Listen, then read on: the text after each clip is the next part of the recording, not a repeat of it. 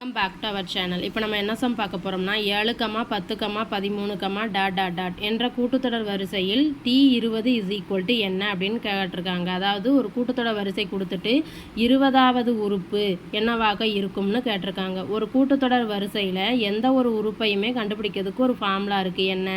A + n - 1 × D. இதில் ஏங்கிறது என்னது? முதல் உறுப்பு. இந்த கூட்டுத்தொடர் வரிசையில் முதல் உறுப்பு என்ன? 7. அதுக்கப்புறம் டிங்கிறது இரண்டாவது உறுப்பில் இருந்து முதல் உறுப்பை கழிக்கணும்.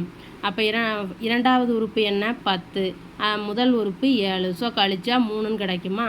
n 20வது உறுப்பை தானே கண்டுபிடிக்க போகிறோம். ஃபார்முலாவில் அப்ளை பண்ணலாமா? T20 = A 7 + n 20 - 1 × D 3. So அப்போ 7 + 19 × 3ன்னு கிடைக்குமா? அப்போ 7 + 57. அப்போ T20 = 64.